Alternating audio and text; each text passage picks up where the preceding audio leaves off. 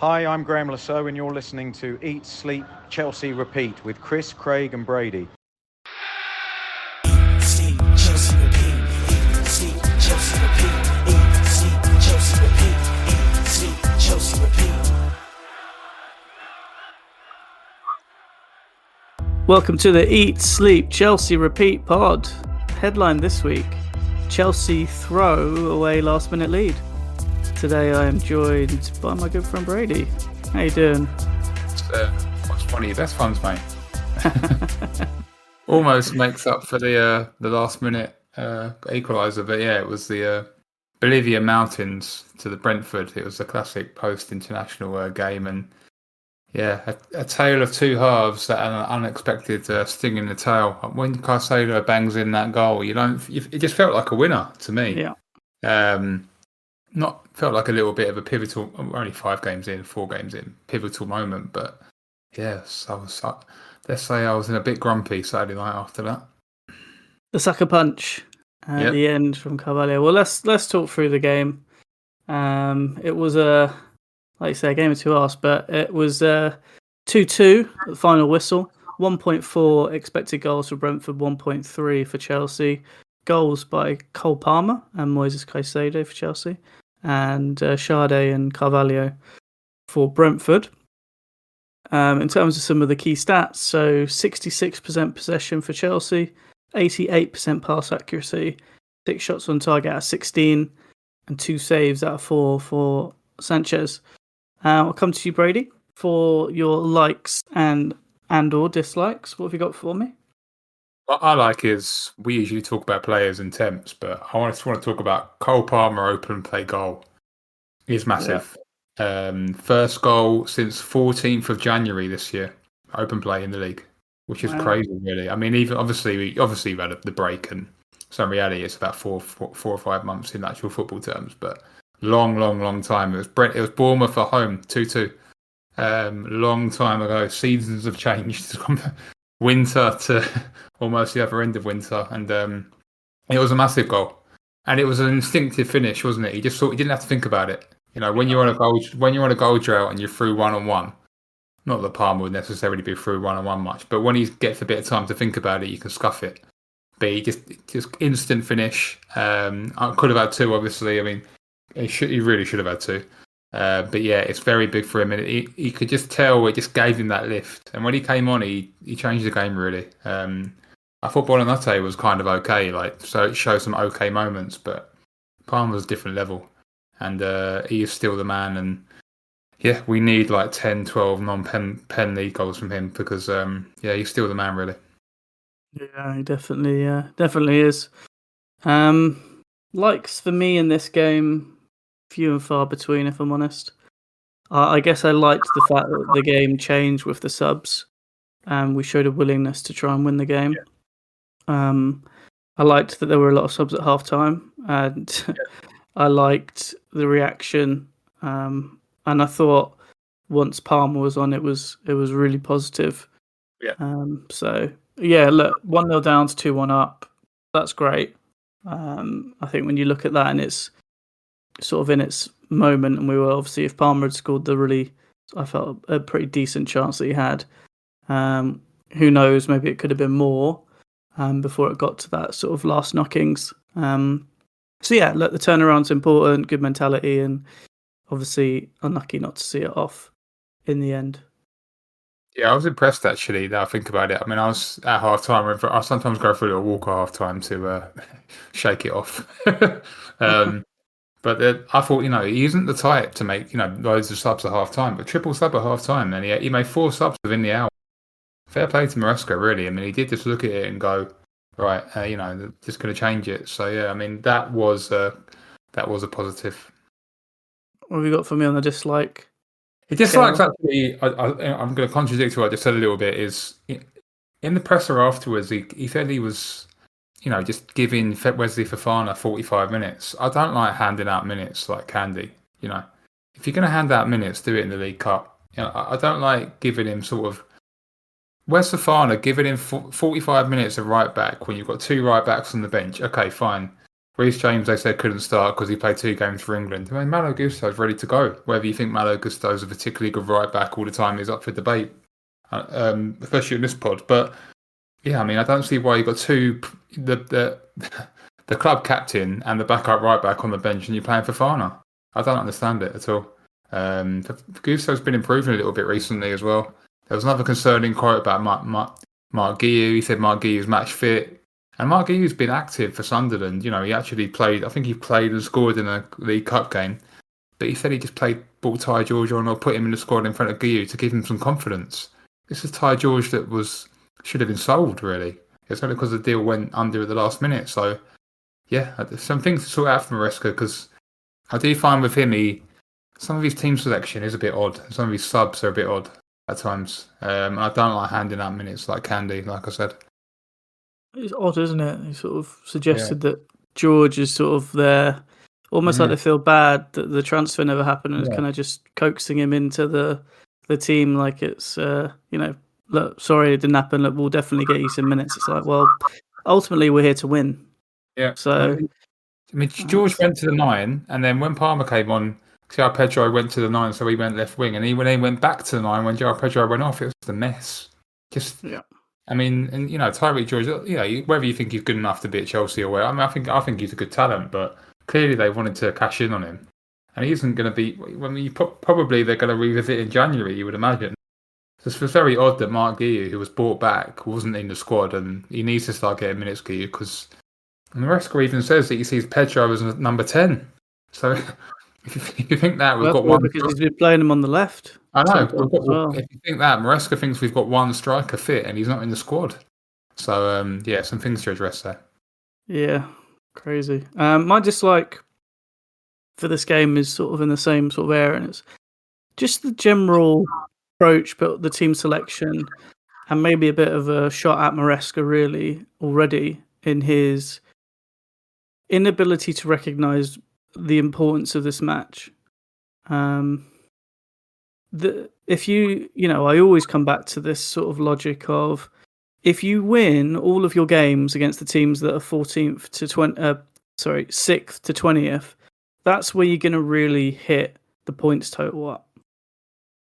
Yeah. You're not, losing to Liverpool, Arsenal, City, Newcastle, whatever. It's not really actually going to affect your league position that much. It might affect theirs in terms of sort of if you're, close, but I don't think we're really in the title race. I think if you're looking for top 4, top 5, whatever it's going to be, you need to be winning these types of games. I don't think Brentford are going to be a top half team. Personally, I think they're looking quite weak generally, and they didn't really offer too much in the game apart from sort of counter attacks, which were mostly mistakes from us. And then obviously their sort of set pieces, which they're pretty good at, obviously. So this is a game that we had to win, and I think he approached it almost like a Carabao Cup game, where he could kind of just rotate everyone, rest up. We've got a big game on Wednesday. That's the most important thing. And I'm thinking the game on Wednesday is a game that it really doesn't matter if you lose it, because it's probably the hardest game in the entire group that we've got. So actually, it's sort of irrelevant. This game is so important because you don't get to play Brentford twice after this. You get once again at home. We've got a massive game at United, who are there for the taking at the moment, with their confidence. So these are the 2 away games you've got to go after. And I think he's prioritised the wrong thing, in my opinion. And I think he's shown a little bit of inexperience to how he should be managing a team in the Champions League. Yeah. I mean, he is very inexperienced. I mean, on Wednesday, in 2 days, it'll be his first Champions League match ever. I mean, we've won the Club World Cup, so you kind of see Maresca as like been there and done it, but it's not at all. I think when he managed in the Conference League, that was his first European game. I mean, he might have done it at Parma. I don't think so. So he's literally learning on the job with us in terms of rotating that. So you've gone from a Tuchel who, whether you talk about Tuchel as a better or worse coach, he's much more experienced manager in terms of managing tournament football, isn't he? And moving the league around it. So yeah, I do agree with this one. I was a bit confused with the team sheet. I think there was too many changes. He said afterwards that he made João Pedro play, basically. João Pedro told him that he was unfit. I don't know if that was a bit of a soundbite, because I think he knew the narrative would be that the changes didn't work, and he didn't get egg on his face, but he had to basically just bring all the good players. We can call it bring the A team on, basically. Well, that's the thing that I think people, why was Hatto playing? He hadn't played a minute, really, in terms of, Brentford is a really, look, you can say, fine, you needed to put height. You want to play the game of height, right? Hatto's a tall player. Maybe you don't want to play Gusto's at all. But ultimately, he had to bring on smaller players to win the game in the end anyway. So it doesn't really make a difference. You're almost better off waiting at the end to bring them on. I just think he kind of got the whole thing backwards. You got to win the game before you got to go and win the game. Forget about adjusting too much to Brentford. Reece James and Cucurella are probably two of the best wing backs in the league. You can't be dropping them for a Premier League match. It's just that's your bread and butter. I don't mind him playing Hatto if you're going to play Gusto or James, but he just to make two changes at the back when Chalobah and Tosin. I mean, I think they're doing quite well. I mean, Tosin wasn't great in this match, we'll probably talk about, but they're doing okay at centre back. But we've already got Colwill out. So if you're taking Colwill out, Cucurella out, and James or Gusto out, I mean that's a big hit to the defence against Brentford. I mean any team. You're playing Gittins. I think it's like one other league game, and then you're Bonanotte, obviously. We were all very surprised when he started this game. I think it was just one too many changes, and I think it bit him a little bit. Yeah, I mean, he could have. I would have thought he would have gone James, Cucurella, right back, left back, been off Fofana. We don't need him at the moment. He can come off the bench. He's not match fit. And then push Enzo up, play Santos. People have played. Bonanotte kicked a ball. Yeah, it was. Why is he starting at 10? I think it's just madness, to be honest with you. Really crazy. Yeah, Gittins, he clearly doesn't trust, and he was starting on the left wing, which is even more bizarre because Tyreek George, who he's just told he has played for us. He came out in the last game. He should have been starting on the left because Gittins looks like a rabbit in headlights. It was all just a bit odd. It didn't make much. There's no consistency to the approach. It's kind of like he just launched everyone in who he thought could get away with it, and then he panicked at half time. It's a very common thing with international break where Bonanotte was actually at Cobham for the whole of the time. It's very common with managers, when they have a player around them and see them training, actually put them in the team. I don't know why they do it, but I kind of almost half forget the players that have gone. Yeah. I've had this guy for 2 weeks and he looks quite good. So, yeah, but there was definitely some odd team selections. Yeah. But look, when he did make the changes, that was the game that we were all expecting in the second half, I think. And that should have been the first half, and he wasted the whole half. We basically just passed the ball around at the back and got countered. So, yeah, I think lesson needs to be learnt very quickly from Maresca. And, difficult games coming. I think United, you don't want to be going behind to them. And obviously Bayern Munich, we know are strong. All right, let's do some temperatures. Let's talk more about the players. Time to see whose form's on top, who's heating up, whose temperature's dropped, who's been playing well and who's not. It's freezing, warming up, boiling hot.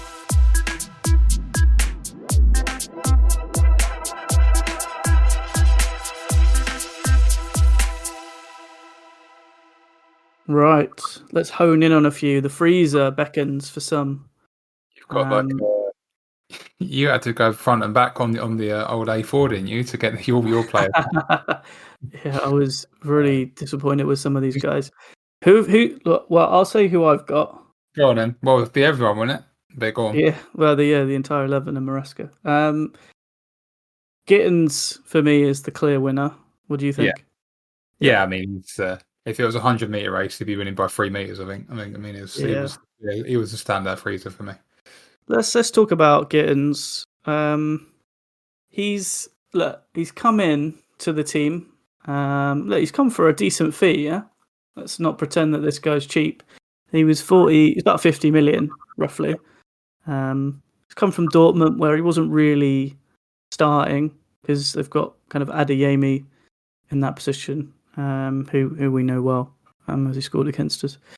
What do you think of Gittins and obviously his performance in this game? Where do you see him? He's definitely in the freezer because he looks undercooked to me. I mean, he looks timid on the ball. He just doesn't look. It's almost like, I'm going to keep using analogies. It's almost. I mean, I watched a fantastic boxing match last night. Or the highlights like Terence Crawford and Canelo. Oh, I mean, nice. Yeah. some elite boxing, but it was almost like Gittins is like 2 weight classes below the fighter he's fighting. He's active, he's there, but his punches are just they're not doing anything. And when he got the ball, there was a bit where he cut into a few players there and just did a complete like daisy cutter, like P-roller type shot, and it was just ineffective in the game. Actually, just before he was brought off, he started to get a little bit better in the second half, but the damage is already done. And I think it shows that in the friendly, I think it was against Leverkusen. I think it was Leverkusen when he came on. He looked electric, but that was because it was a friendly and there was no pressure. For me, a little bit maybe like I think this was happening to Kirkez a little bit at Liverpool. I think the shirt looks a bit heavy on him. I think he's struggling with the expectation. You wouldn't maybe struggle with the move. English. He's from London. But there's clearly an adaptation he needs to have in terms of Maresca's system.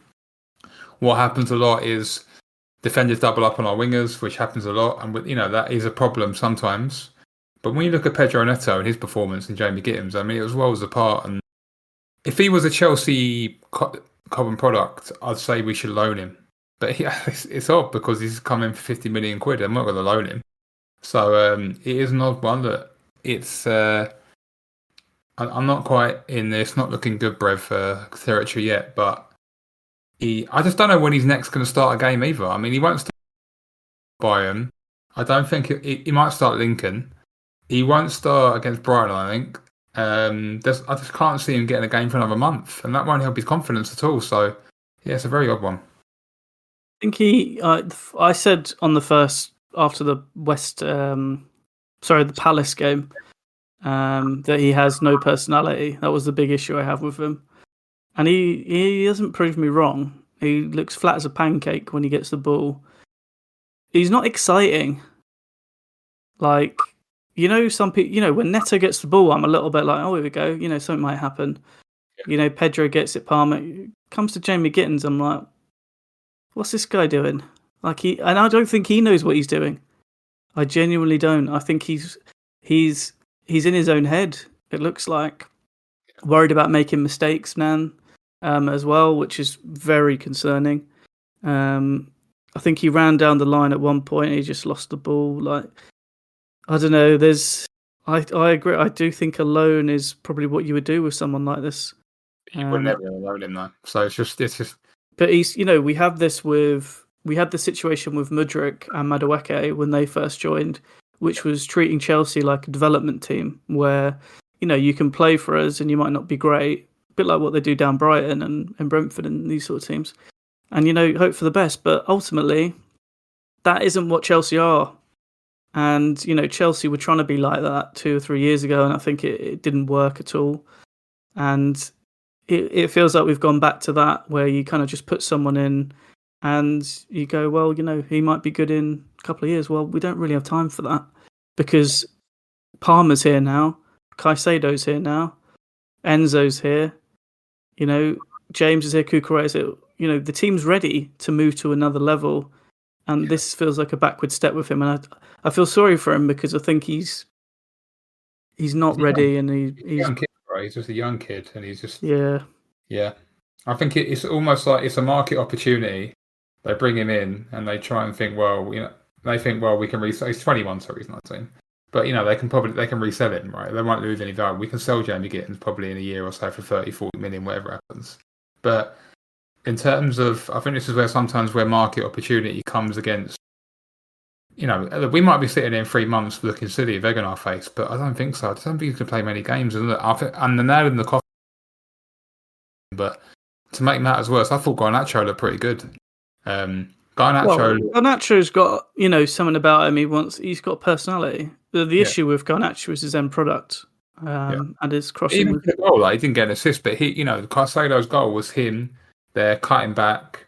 And the thing with, I'm a big believer in sports about things like muscle memory, things like that. Like Garnacho's played at Brentford before. Like he scored a screamer at Brentford last year. I think when Man United got beat 4-3 or something.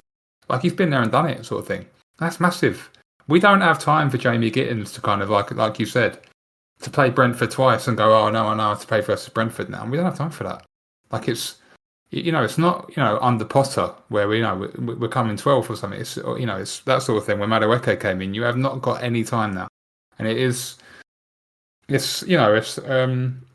you hit or you don't. I mean, if he doesn't play well for a year or so, he's going to get, and it's just that simple. So I'm just wondering how many opportunities he's going to get, because I think there's also scenarios where they play João Pedro 10, Palmer right wing, and Neto left wing. I mean, where did Jamie Gittins fit into that? He's basically third choice winger in that scenario. So yeah, I think he'd be. I think I'd be worried for him already. Yeah. And I'd be worried about, like you say, when his next game's going to come, and also what he's going to do in that game. He just looks so lost. I'll tell you when his next game will be. It'll be Lincoln. But other than that, I don't. And whatever Carling Cup games, League Cup games follow that. But there's no. I mean, it's in a way. I mean, I know he's got Champions League experience, but he'd be ideal for the Conference League, really. Like, could you get some minutes? But we haven't got that this year. So, yeah, I don't know. I mean, he's going to have to prove a lot off the bench, because it's all going to be off the bench for him, I think, for the next month. He's going to have to bring in some electric temp, because he is fast and he has got a little bit of something about him, but he's going to really have to put in some cameos to get Maresca's attention, because I don't think Maresca would be particularly impressed with what he saw. I think for me, it's going to take a long time, obviously, but he just needs to, if I give him a bit of advice, I'd just tell him to play the game like it's, like it's a final or something, like everything's on the line. If you play like that, I think he's got a lot of ability, clearly. He's very quick, very skillful on the ball, reminds me of Sancho on the ball, very quick feet, but, as Mudryk says, talent ain't enough. And you got to have something to go with it. And he hasn't got it at the moment, so he needs to find his mojo, or a mojo at some point. Other call-outs in here, I had Tosin. Yeah, I thought Tosin. You go on, you go, because I think Tosin was yours than mine. Go on. The only thing I'll say about Tosin, I said in the WhatsApp, is he seems to be defending people like he's about 40 yards from his goal. Yeah. When they're in the box, which is absolutely crazy. We've conceded the same goal in a week or 2 weeks, whatever, in 2 weeks, with Josh King and Sade. Exactly the same goal. They got through and then they just cut in, and he's about 2 or 3 yards off him. I just find that is, if he doesn't know that now and he's 27, 28, I mean, that is crazy that he's getting away with that. Just that is. I mean, it's so bad. He should be dropped immediately, in my opinion. And that's just the level. That's just the level we need to be at. Is you cannot accept that defending. That's the thing. Well, Fofana's going to have to play, unfortunately. I don't think you can chop it. Yeah, I mean, if Achimpong did that, I wouldn't be like, well, he's young. Tosin's 27. That's Billy Basics. Yeah. I think actually he's good at the ball. He's good on the ball, but sometimes he's not bad aerially. He's pretty good aerially actually. But when it was hoofed up to me, it just looks a bit awkward, like, going back. He just backs off back. We've got to move on. Like, we've got to move on with some of these guys in terms of accepting not mediocrity, but like this is just average defending. I think Chelsea will go into the centre back market next summer. I think have to. I think they have to. I think they didn't want to go for Gahey because I think they didn't want to block Cole's pathway. But I think they really they'll clearly. I don't think they'll do it in January because I think you can maybe going for Gahey, but I think they will go in for Mark Gahey if he's a free agent, 100%. I think they will go into the market. There's no doubt about it. I think if you're doing a pre-match report on Chelsea, you're playing Chelsea next, so you're United, I'd be like, you got to run at this Tosin guy. He's absolutely hopeless. I think 1v1 defending, I'd be like, get at him. It's a bit harsh, but he's... But you would, though, wouldn't you? I wouldn't target Chalobah 1v1. I'll go, right, get on Tosin. No. And run at him. But I actually thought Chalobah was good in this game, but he had a poor first 20 minutes and he got it together, Chalobah. But it's... Yeah, I mean, you need Wes Fofana to be the guy that we hope he is and come in and play right centre-back. I mean, that's what we need, and we have to really hope for it because he is. Last year he was very good. He's very aggressive on the ball. He can push up. He's really good in the wrestle system because he can play high. But if that doesn't happen, well, then we are in trouble a bit because you've got Badia Shield to come back, who I said controversially in the WhatsApp group last. I think he might improve a bit, but I mean, that's a long shot. And then you've got Josh, and that's it. And then Levi, I think, will be back, and Levi will be back in March. So I have to say, centre back and left wing looking a bit weak, I think. Yeah, Lavia is the only one who I think can save us really, which is almost putting two really strong DMs in front of you, or like midfielders where you have Caicedo and Lavia, where you almost don't allow the ball to get to that position in the first instance, and that you have to just double down and protect them. Who was your other one? I don't really have any other ones. I mean, mine was all on Jamie Gittins. I thought he was a standout. I mean, obviously Hato wasn't great. I felt a bit for Hato because he had to booked after half an hour, but I do see a player there. I know you were impressive, but I do see a player there. I think he's a good player. He was very good at IR. He was actually him for a while at a very young age. It's literally first start. I think it's difficult. So, yeah, there wasn't really other freezes for me. There was a lot of net performances, but I don't think there was many other freezes. I thought generally the team was like a bit. It was a typical. I think it was a mix of the rotation and after international break. There's just always this variance in results, and it's always this kind of, the classic don't play very well after international break for 45 minutes. I think it was a little bit of that as well. Yeah, unfortunately, the teams around us didn't have the same misfortune. Oh, Liverpool just about got over the line. I mean, that just shows you after international break. I mean, if you're a betting person, probably bet on the underdog sometimes because sometimes there are some funny results. Yeah, but they did what we couldn't, which was but that's why everyone's saying lucky Liverpool. I mean, like Craig's was like, they're so lucky. Szoboszlai 300-yard free kick, and they get not dodgy handball, but they get a handball. But that's you don't make your own luck. I don't really believe in that phrase, but there's a winning mentality where you can just get over the line. You can just do it. There's something just in that 51 to 49% where you can just get over the line, and we haven't got it yet. We haven't got that steal yet, and it showed. Like I thought, what ran through my mind when it was 2-1? I was like, that's almost like a team, like a pivotal moment where you might start going for the because it's like such a huge goal, that Caicedo goal. But then when I equalised, I thought, no, we're not there yet. It's that we're just not quite there yet. We're there or thereabouts, but we're not quite there yet. Well, you got to see that game off with possession. It was struggling in the last 5 minutes. That throw-in wasn't just a random throw-in. They were pushing us, and we were all over the place. So I think that was the main issue for me towards the end, was just the complete lack of control of the game at 2-1. We should have been tails up, keep the ball in the corner. Disaster.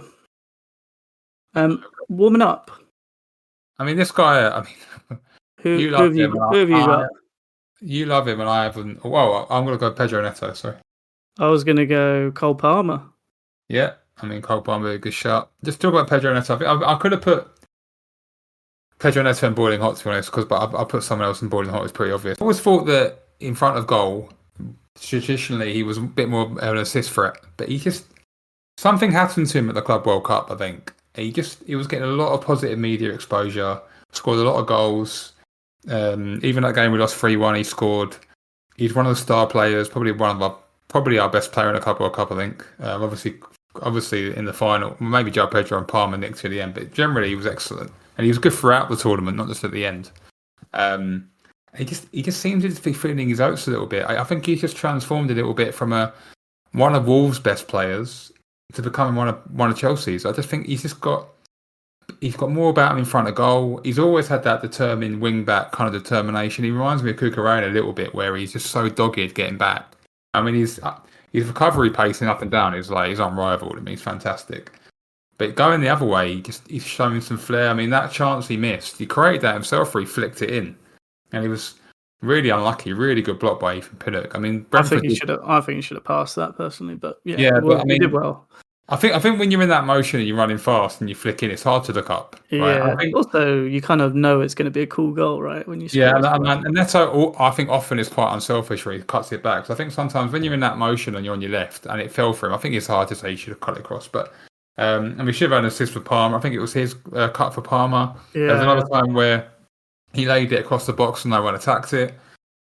He was excellent in this game. And look, I've been on his back a little bit, and we've had a bit of banter on the pod, but he's definitely improved in the since the Club World Cup. I can see an up trajectory, and I would say other than João Pedro, and obviously Palmer's coming back, he's one of the form players at the club really in terms of the attack. He can play 90 minutes. I think looking at him, he can maybe play 3 games a week. Just really happy with Pedro Neto. Yeah, I agree. I thought he was excellent. Work rate, creativity, shooting, goal threat. I thought he had everything. I think the only thing missing was really the numbers on the goal, like a goal and assist, really. And I think he was unlucky not to get either. He's clearly someone who, like you say, is growing with the team, with the company, with the club. And I think he's one of the more senior players now. I think he knows his worth. And I think it's our job now as sort of fans to really start backing him. Yeah. We know I think he's here to stay. He's here to start. I think the only real issue I could see with him is the issue we have at left wing and the performances of Esteval on the right could limit his ability to play on the right, which is a shame for him. I think also they could definitely play Palmer right wing and play João Pedro turn the way Maresca's talking. Yeah, someone's got to play up front though. Yeah, but I think the issue for Neto sometimes is that Maresca's like, Neto can do a job either one. So he sometimes he struggles with rhythm, and so if you play Neto, I think right wing all season, I think he'd do really well. But whether he gets that chance, I agree, is another issue. And he's in trouble now with, if Pedro's not going to play in 9 and it's going to be Tyreek George or something. I mean, that's just a complete nightmare for, because his crosses are delicious. I'll be honest, I think Pedro Neto might be going on false 9 again soon because the way they're talking, they're basically, he's not going to, unless he trusts Guiu with minutes, I think Pedro Neto is going to be used in a lot of ways. I think Guiu's good. Why doesn't he play Guiu? I like him. I think he's good as well. I think eventually you'll have to trust him. I think probably Maresca probably wanted Jackson back, and then went, "I want Jackson back." And then there was a whole hurrah. And then he went, "Well, we'll give you Guiu if you want." And he's like, "Okay, fine."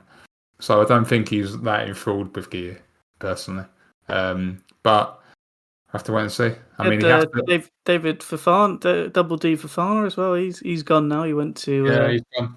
We've got I mean, you've got Shimi Mayuka, who's a really good he's a good player. Yeah. He played last year in the Conference League. He played a half. He didn't do very well, but he's been very good for the under-19s and the development squad. Yeah, he has been great. Very talented player. He is an option as well. Looks very compact and just looks like a good player, so that's an option. But I think Pedro is going to be used a lot. Pedro Neto, and that might be a little bit to his detriment. But I think he's just really playing well at the moment, and not much more I can say. Yeah, my warming up was Palmer. Pretty obvious. Obviously, come on. Excellent game, changed the game, which is all you can really ask from a sub. On the ball, was much more offensive than I've seen him before. Usually we see him sort of knocking around at DM, spreading the ball out. He was getting a lot more touches in and around the area.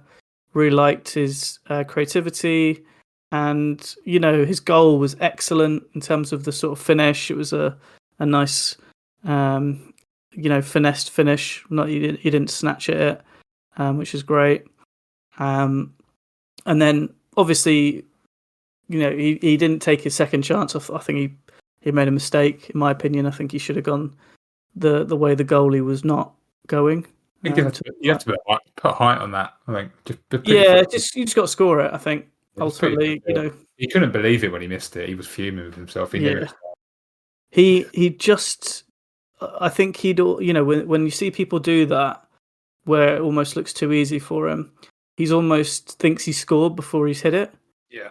And then he's taken his eye off the ball, and he's not concentrating. So I think he'll be disappointed. But that's part and parcel of football. It's that happens. But look, great impact. Good to see him back.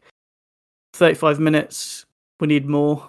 We need 90s out of him every week, every 3 days. He doesn't look like injured. I think he had a little bit of an issue through the Club World Cup, and he was managing it, and they're just managing his minute. He looks okay to me. I think he'll start against Bayern. I think they're just going 35, 70 against Bayern, then 90 against United, and I think he'll be ready to go after that because he won't play against Lincoln, and then we've got a break of a week between United and Brighton. So I think they're literally just building his minutes up. I think he looks fine. And I'm excited because we went through half a season where basically he wasn't really doing anything in front of goal. And I think we've almost forgot that when Palmer cooked, Cole Palmer scored 4 goals against Brighton last year. When he cooks, he is one of the best, to be honest. And, he often starts seasons very fast. So if he cooks again, he basically, not by himself, but he was a big reason why we're in the title race around Christmas last year, just before Christmas last year. So if Cole Palmer cooks, then Chelsea cook basically in attack. So we need him to do that, and I think he will. I'm actually just one thing to add about Palmer. I'm really looking forward to him playing in the Champions League because he is a big game player. He loves finals, and not that the group games are finals, but they're big occasions for him. The Champions League music playing at the Allianz for the first time, that'll pump him up. Like he loves playing the Stamford Bridge, being like the kind of leading the crowd, being the maestro, like the Chelsea baller, or whatever you want to call it. But in big games, I think he can really come to the fore for us, and I'm looking forward to that. Yeah, I agree. Look, it's good to have him back. We need him. He's a star player for us. Yeah, we love watching him when he's on it. Like you say, we need him more than ever at the moment. So, good performance. Anyone else? No, I think we can be on boiling hot for me. Well, is this just the Moises Caicedo section again? Yeah. I'm going to say something that, we're not a big enough podcast to get clips and to go viral. Or maybe, hopefully, one day we will be. But I think pound for pound, he's one of the best football players in the world at the moment. He's just incredible. To be like he is off the ball, and be like he can be on the ball, and then score a goal like that. He's just an incredible footballer. 8 recoveries, 6 ground duels won, 4 interceptions. Was only dribbled past once, and then he scored an unbelievably good goal. Coming back, he didn't actually play that many minutes. He actually got sent off for Ecuador in the second game. A bit of a self-game management there. I think they called it on the Sky commentary. And he didn't play an hour when he was away, but obviously a lot of travelling, jet lag and whatnot. He just hits the ground running. It's just it's 8 out of 10 at least on Football every week. He's just an incredible football player, and he's my favourite Chelsea football player at the moment. He's fantastic, and I love him, to be honest. Yeah, Opta tweeted he's the only Premier League player with both 10 plus tackles and 10 plus interceptions so far this season. He's an absolute machine in the midfield. His goals, his goal catalogue is very good. Yeah, he's scoring some absolute worldies. Incredible, slightly disallowed goals as well. Just offside. Yeah. Yeah, the Tottenham away. Yeah. As well. Yeah. Look, he's everything to us. He's the best player in the team, in my opinion. I love Cole Palmer, but Caicedo for me is everything. We need more people. I don't think it's a debate. Ever since now that Cole Palmer had that dip off for a few months, I don't think it's even a debate. I think Cole Palmer's got quite a long way to be anywhere, not to be to be near Caicedo. I think Caicedo is one of the best players. Like I said before, I think he's one of the best players in the world, and I think he's without doubt, for me, the best defensive midfield player in the world at the moment. I can't think of any other. People will say that I'm deluded, I'm biased, and maybe they're right, but I don't watch every league in the world, and I'm obviously Premier League biased, but I'll be watching a lot of Champions League this week, but I think he's just an incredible defensive midfield player. I think he's just an incredible player, and just hope he stays here for a long time, because I think he's just going to be a Chelsea legend, to be honest. I think he's incredible. Agreed. We can't say enough good things about him, but we will continue to say good things about him. Yeah. He deserves it. She called it like the Caicedo corner. Just throw in all your platitudes for Caicedo and move on. Yeah, we need more people to get to his level. Just shout out to João Pedro for an assist as well. Really Yeah, nice header for Palmer. apparently, although Maresca might have been saying this to cover his own back for his dodgy team selection, he did say he didn't play 100%. So, yeah. The header back to Palmer is underrated in my opinion for his goal. Yeah. When the cross comes in. So, look, he's always there, Pedro, in some sort of guy he's adding. So we shouldn't forget about him. He's been a revelation for us, really. 4 games, 2 goals, 3 assists already. I mean, he's averaging goal or assist below 90 minutes. I mean, that's elite. I mean, yeah, he's getting the numbers as well. He scores lots of different types of goals. He can do anyway. I mean, obviously he's scored 2 headers this year. We've seen what he can do in the Club World Cup with his finishing. So, yeah, I think what a steal. I mean, what a player. I mean, you get 50 million for him and you get 50 million for Jamie Gittins. I mean, that shows a variance in the transfer market. Yeah. Well, one's played in the Premier League and one's come from. Yeah, that is true, I guess. But, Bundesliga. Yeah. Right. Onwards and upwards. We're going to go around the grounds.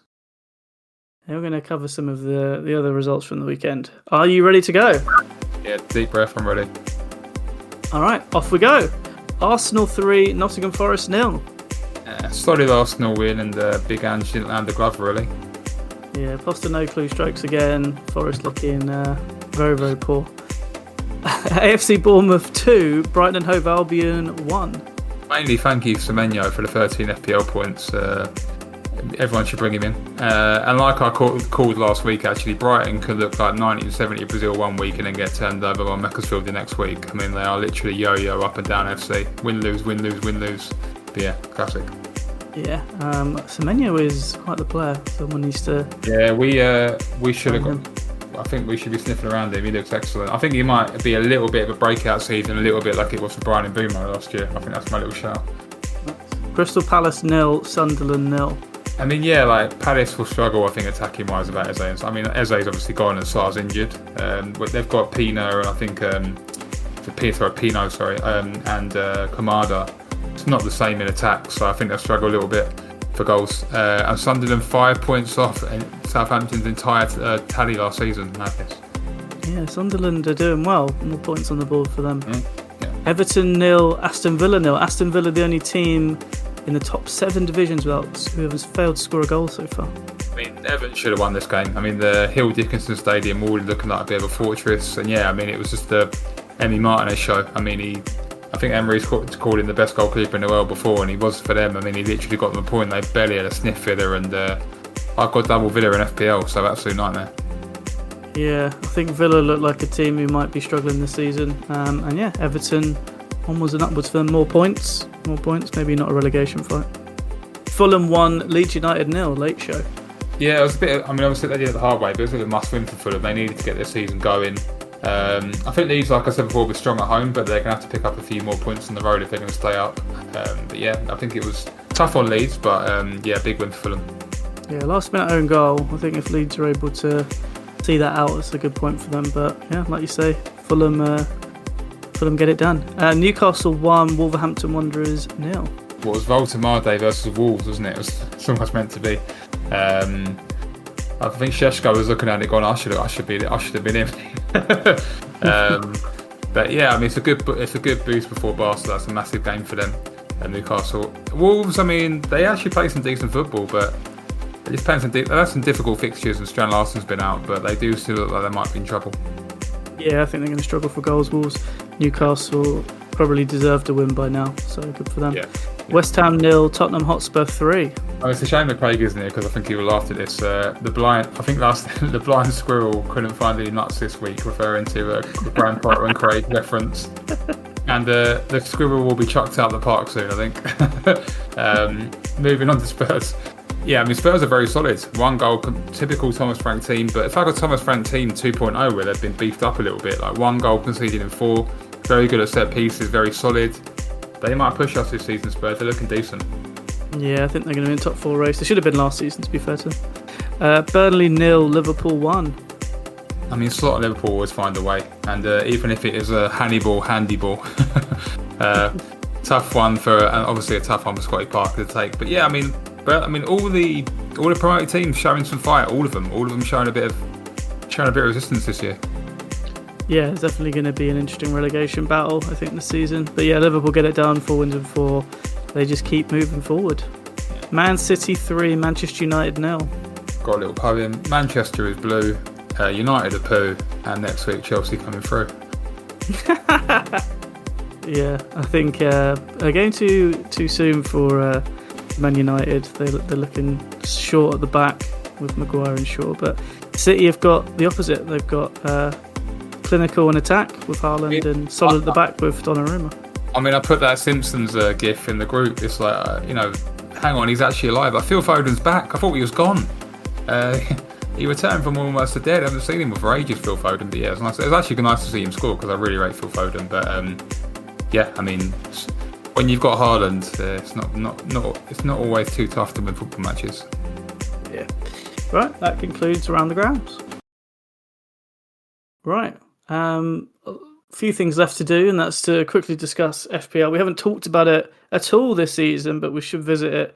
And we should talk about the fact that Marvelous Muradi is top with 260 points, 81 points in game week 4. His team name is Maxes. So he's got Salah and Haaland. See, clever. Yeah, that is always, if in doubt, just go back. Default settings, isn't it? Mickey van der Ven, 14-pointer. Must have been loving that. Yeah, he's done well. Where are you, Chrissy? I think I'm around in the table. I do have the best team name this season. Yeah. So can we say that on the pod? That might be a bit extra. It's just 2 players' surnames. What are you talking about? Right. Yeah, I really should do my team at some point. Cunha on the bench, mate. Get Cunha. You can get Cunha. Get Cunha in. Yeah. Get Semenyo in, mate. I put Cunha in for Burnley, and he went injured after about 5 minutes. He's done now. Get Semenyo in, mate. Yeah, I should put Semenyo in. I like him. I think he's an amazing. I do like the double chips this year. I'm enjoying. You get double bench boost and all that. I think it makes it a bit more fun for people who take it seriously, not too seriously. Yeah. So yeah. I mean, I think Cole Palmer. Actually, Mark Guiu's in my team because he was my kind of dead weight on the bench. But unfortunately, I thought Mark Guiu might get a few. He might be a real steal at 4.4 million, but he's not even in the squad, so he'll be going. A lot of people back in this Rangers guy. Yeah, I did. I'd say I think that Wolves game was a bit misleading. I don't think he's going to be the next De Bruyne. I actually transferred Elliot Anderson out for Rangers after that performance, and he's been dropping blanks everywhere since. He might be right. Yeah, I think stay away. My advice: stay away. Stay away. Just stick with Haaland for City. If they're going to score, it's all going to go through. I've gone for the Chelsea bias. I've got Georgi Petrovic in goal, so he's not been too bad actually. Yeah, he's doing all right actually. He's doing all right. He's doing decent fixtures. He's not doing too bad. He's always been an okay keeper, I think, hasn't he? Yeah, he's a good shot stopper as well. So I thought he'd get some save points as well. So yeah. Yeah, it looks like Tottenham defenders is the way forward. Yeah, definitely. Which is never been the case 5-10 years ago. Really. In football terms. Right, we've got a Champions League game away at Bayern, and then a Premier League game away at Manchester United. What are your thoughts going into those games? I mean, I'm really, really excited for Bayern away. I know there's a little bit of narrative of, it's not that important, and it's the hardest game in the group, and it's the 8 games, so if we lose, it's not that big a deal. But it's a big deal for Chelsea because it's been a long time since we've been in the Champions League. The last time we were in the Champions League, we had a bit of a Mickey Mouse manager and another Graham Potter catching strays there. And yeah, I mean, it's Maresca's first Champions League game, and I think Cole Palmer. I'm not sure if he ever played for Man City. I know he's got a Champions League medal, but I'm not sure he actually started a Champions League match. Maybe he started a group game, but. Caicedo, all these players, it's massive for them. It's their first Champions League game, so it's a big deal. And United away, I mean, you can probably write your name on 1-1. It's always a draw, isn't it? It's always a draw, United away. Always a draw, yeah. But I really. We're due a win up there, surely. Yeah, I think it's 2013. I think was the last time we won there. 12 years, and I mean the way they are. I think last time Ten Hag was really struggling, and they brought Van Nistelrooy in, so they got a little bit of a bounce. But I don't think Amarin's going to go this week, even though he's under massive pressure. But we need to go and turn them over. I mean, we beat them at home twice in a row now. We need to go and turn them over. I mean, we're much better form than them. Even if we're playing 3 games a week, we need to beat them. What about you? What about some predictions? Score predictions for Bayern and United? It's really tricky. I think the Bayern game. I think Bayern will score. Oh, definitely.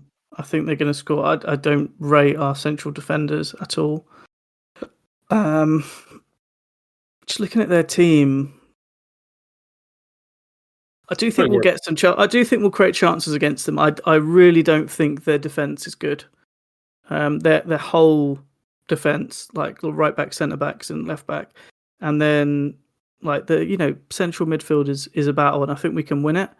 I think this is the sort of game I would love to have had Lavia, if I'm honest. So it's a shame, but their attack is unbelievable. They got Elise Nabry, Louis Diaz, and Kane. So yeah, I think for me, I'm going to go for a hopeful 2-2. Yeah, I think it'll be that kind of game. I think it'll be a both teams score 2-2 or maybe Bayern like 2-1, 3-2 sort of game. I think it'll be a good game though. I'm looking forward to it. I'm just looking forward to. We had a couple of cup. Obviously, you played against we played against PSG, but the Champions League, it's just week in, week out. Chelsea have got a lot of history in this competition. Have obviously won it twice and been to loads of semi-finals, and just good to hear the music again, man. Just be good to be back there. I'm just looking forward to it. Yeah, and I think it's important to remember that a draw is actually a decent result. Oh, massive. I mean, it's not Piranda for a draw. I mean, I think, there's not many games you can go in and want a draw, but this is one of them. So, we've got we can defend a bit more and not feel like we have to go and win a game, which is nice, and just take the point and move on. We've got easier, less difficult opposition to come. We've got 2 home games against Benfica and Ajax after this in the Champions League, so obviously quite a bit easier. So, well, technically, and then Karabag away. So, yeah, drawing this one, you'd be loving life, really. I think if we get really badly battered in that, like 4-5-0, I honestly think under Maresca, and this is very famous last words, I think it's hard for us to beat 4-5-0 because of the way he plays. It doesn't take much. I don't know. I just think he's all about control. So I just think we have to wait and see. What about you? Got to remember, you said it yourself. This is the first time. It's the first time he's managing in this competition. But, I mean, look at the PSG It's the first game. time for a lot of players to play, and it's a massive stadium, massive game. Look at the PSG game. Everyone thought we'd get battered, and he completely outdone Enrique. So I always have faith in Maresca tactically actually getting the game plan right. It's more team selections of whether the players can put it through, I think, is more the thing. But anyway, what about United away? What you got? Yeah, United away, I think if we score first, I think we win the game fairly comfortably, probably 2-0 Chelsea. I think it'll be a draw, but I'm really hoping for like a 3-1, 3-0 Chelsea because it's about time we did them, and they're in such a bad state. I personally don't think they're as bad as people are making them out to be. I genuinely don't. I watched the game on Sunday, and I don't think anyone left the game thinking Man City are the best team in the league. I think they left the game thinking United have beaten themselves. There's a really nice phrase though I know from this podcast I listen to called the FPL Wire. Really good podcast, and they talk about not X goals but like X crumble, where like if you score versus them, their expectancy to crumble and wither away is massive. I mean, huge, yeah. We score early and the crowd get on their back, and Palmer's running the show, like the Mancunian. I mean, we could make it ugly for them, but we'll have to wait and see. Like say, score first. Yeah. I think you've got to just get through the first 5-10 minutes because they're going to be right for it. Obviously, they haven't got any midweek commitments until January. Yeah. Even then, the FA Cup I think is on the weekend, so they're going to be right up for it. I think if you can get through the first 15-20 minutes, I think they're there for the taking. Nicky Mount's injured again. He's going to dodge us again. He doesn't want to play against Chelsea. Yeah, that's it. Well, if we win, we'll make sure we post a message to him. Yeah, a very nice one. Don't worry. All right. What was your prediction for United? Sorry. Go on. I'll do it. 2-1 Chelsea. I've got to go for it. 2-1 Chelsea. Always back the Chelsea wins. Yeah. Probably lose 5-0 and lose 1-0 now. We'll be slight favourites, and I just think got to back them. Yeah. All right. Awesome. Look, that's all we've got time for today. We will be back to talk about some of our midweek capers in the Champions League and Leeds United. So please join us again for more updates on all things ESCR. You can follow us on X at 8 Sleep Chelsea and Instagram at 8 Sleep Chelsea Repeat. As always, we hope you're carefree wherever you may be, and thanks for listening.